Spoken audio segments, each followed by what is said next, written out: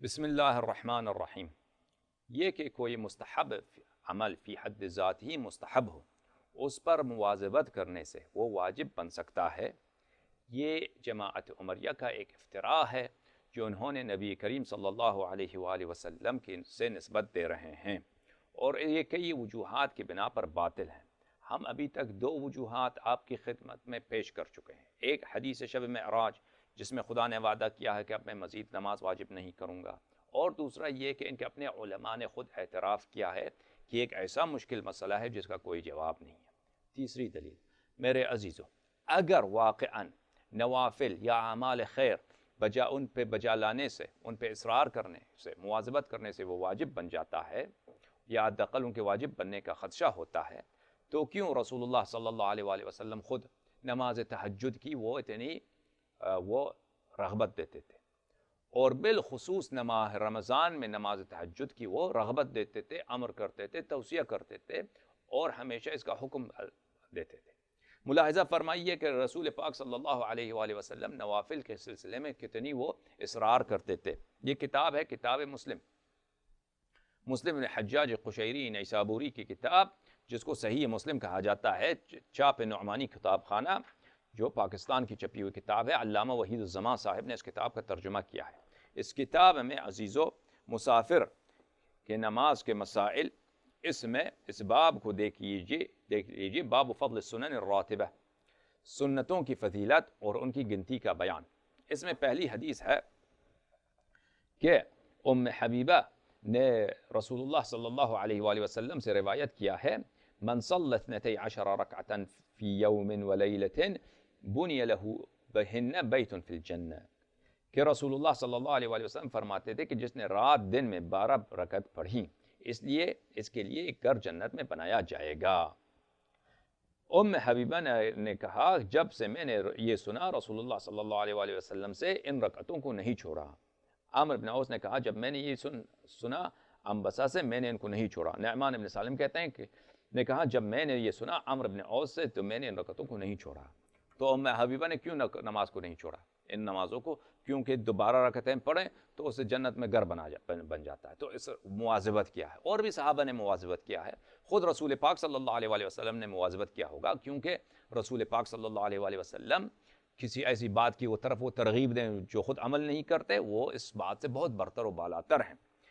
قرآن مجید فرماتا ہے، یا ایھا الذین آمنوا لما تقولون ما لا تفعلون کبر مقتا عند اللہ ان تقولوا ما لا تفعلون، اے ایمان والوں، کیوں ایسی باتیں کرتے ہو جو خود عمل نہیں کرتے؟ آؤ جہاد کریں، آؤ خدا کے راہ میں پیسے خرچ کریں، پر خود عمل نہیں کرتے۔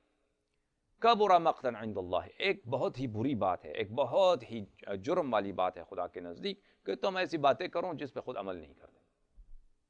تو رسول پاک صلی اللہ علیہ وآلہ وسلم دوسروں کو عبادت کا شوق دلاتے اور خود عبادت نہیں کرتے، یہ تو کوئی کافر ہی یہ بات کہہ سکتا ہے۔ تو میرے عزیزو، تو کیوں اگر واقعاً یہ بات تھی، تو کیوں رسول پاک صلی اللہ علیہ وآلہ وسلم نے ام حبیبہ کو، اپنی وائف کو منع نہیں کیا کہ بھائی تم اتنا نہ پڑھو کہ یہ واجب نہ بن جائے؟ ٹھیک ہے نا۔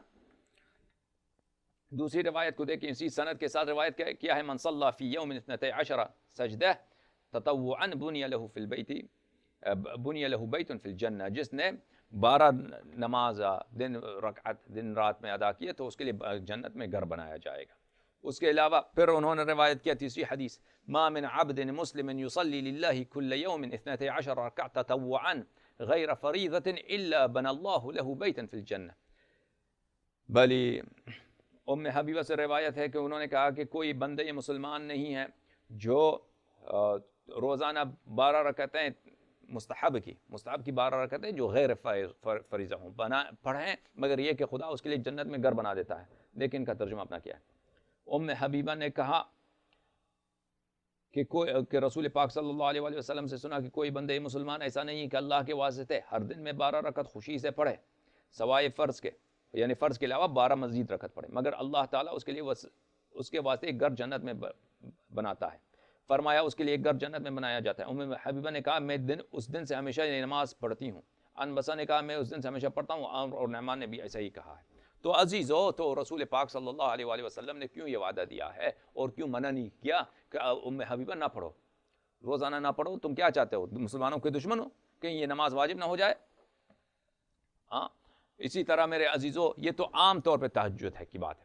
ماہ مبارک رمضان میں تہجد دیکھیے کہ بخاری نے کہا ہے کہ رسول پاک صلی اللہ علیہ وآلہ وسلم، اصلاً بخاری نے ایک باب اپنی کتاب میں، کتاب الایمان میں ایک باب ہے کہ اس میں قیام رمضان شرط الایمان، کہ رمضان میں تہجد بجا لانا یہ شرط ایمان ہے. ملاحظہ فرمائیے، بدماش بخاری یا بخاری شریف یا بدماش بخاری جو بھی ہے، جلد اول، چاپ ادارہ اسلامیات پاکستان،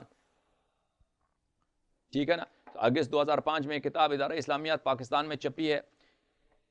کتاب کون سی ہے؟ ہاں دیکھیے کتاب الایمان، ٹھیک ہے نا، باب تطوع قیام رمضان من الایمان، رمضان کی راتوں میں نفل پڑھنا ایمان میں داخل ہے. ایمان میں داخل ہے، یہ ایمان کا جز ہے کہ انسان رمضان کی راتوں میں کیا پڑھے؟ تطوع پڑھے، نماز مستحب پڑھے. ابو ہریرہ سے روایت کرتے ہیں کہ رسول اللہ صلی اللہ علیہ وآلہ وسلم نے فرمایا، جو شخص رمضان میں ایمان اور ثواب کا کام سمجھ کر قیام کرے یعنی نماز مستحب پڑھے تو اس کے اگلے گناہ یعنی پیچھے کے گناہ معاف کر دیے جائیں گے. عن ابی ہریرہ ان رسول اللہ صلی اللہ علیہ وآلہ وسلم قال من قام رمضان ایمانا واحتسابا غفر له ما تقدم من ذنبه.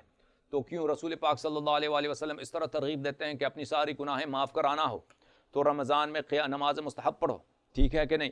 اسی طرح بخاری میں عزیزو دیکھیے یہ کتاب ہے کتاب الصوم میں صفحہ نمبر 861 میں، بھلے باب فضل من قام رمضان، اس بات کی فضیلت، اس شخص کی فضیلت جو رمضان کی راتوں میں کھڑا ہو یعنی نماز پڑھے. ابا ہریرہ سمعت النبی صلی اللہ علیہ وآلہ وسلم یقول لرمضان من قامه ایمانا واحتسابا غفر له ما تقدم من ذنبه. رسول پاک صلی اللہ علیہ وآلہ وسلم کو فرماتے ہوئے سنا کہ جو شخص رمضان کی راتوں میں ایمان کے ساتھ ثواب کی نیت سے کھڑا ہو تو اس کے اگلے گناہ بخش دیے جائیں گے. اچھا، اگلی روایت بھی بھئی ہے، من قام رمضان ایمانا واحتسابا غفر له ما تقدم من ذنبه.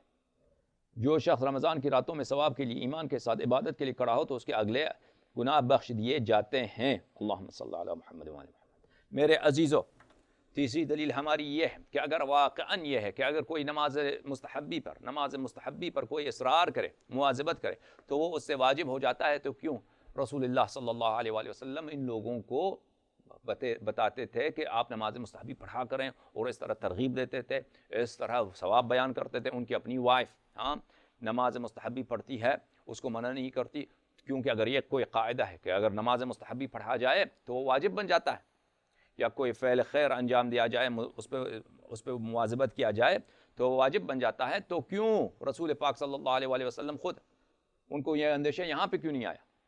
یہ فکر یہاں پر جب یہ تبلیغ کر رہے تھے تو کیوں نہیں آیا؟